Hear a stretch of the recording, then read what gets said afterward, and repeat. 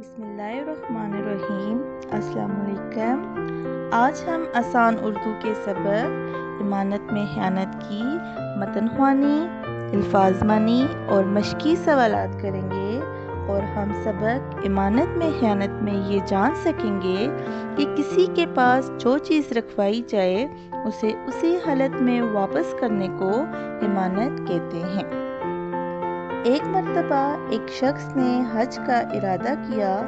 اس کے پاس بہت قیمتی ہار تھا جس کی قیمت اس زمانے میں 1000 دینار تھی۔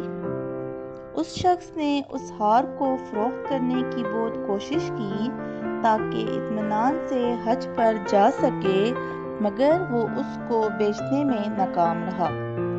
مجبوراً اس نے وہ ہار ایک عطار کے پاس امانتاً رکھ دیا اور حج کے لیے روانہ ہو گیا۔ جب وہ حج سے واپس آیا تو عطار کے لیے ہدیہ بھی لایا۔ اس نے اس سے ہار واپس مانگا، مگر عطار کی نیت قیمتی ہیروں کے ہار کو دیکھ کر خراب ہو چکی تھی۔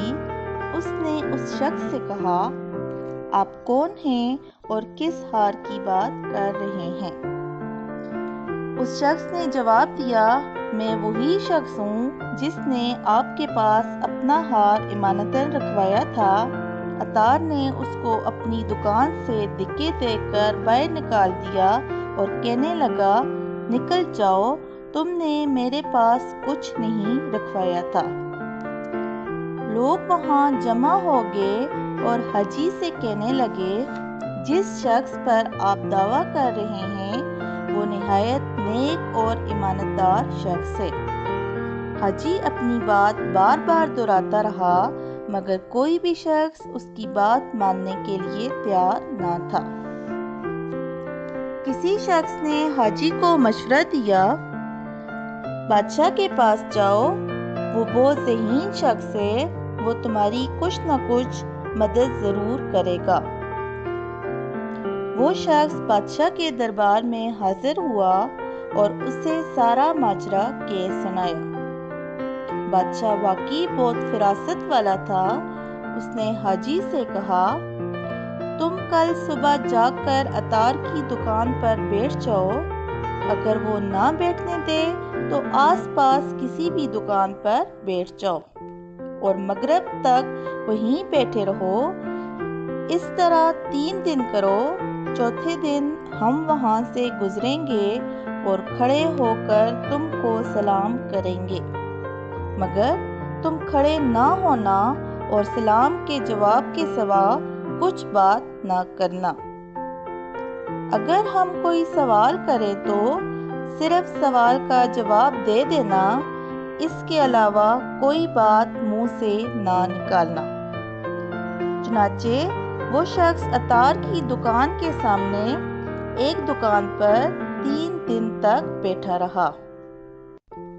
چوتھے روز بادشاہ کا ایک شاندار جلوس کا وہاں سے گزر ہوا۔ جب بادشاہ نے اس شخص کو وہاں بیٹھے دیکھا تو وہیں کھڑے ہو کر السلام علیکم کہا۔ اس شخص نے اسی جگہ بیٹھے بیٹھے وعلیکم السلام کہا۔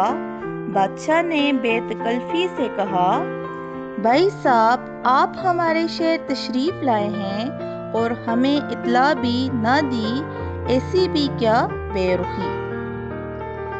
وہ شخص بادشاہ کے جواب میں ہاں ہوں کرتا رہا۔ غرض کہ عطار کو یقین ہو گیا کہ حاجی بادشاہ کا گہرا دوست ہے۔ اب تو اس پر خوف سے غشی طاری ہونے لگی۔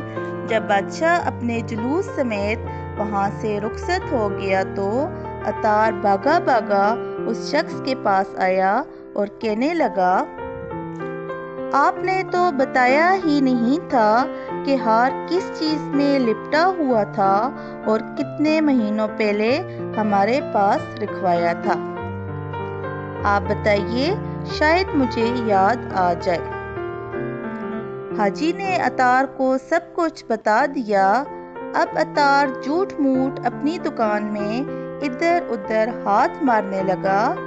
آخر کار اس نے وہ تھیلا نکال لیا اور اس کو الٹا کیا تو اس میں سے ہار نیچے گرا۔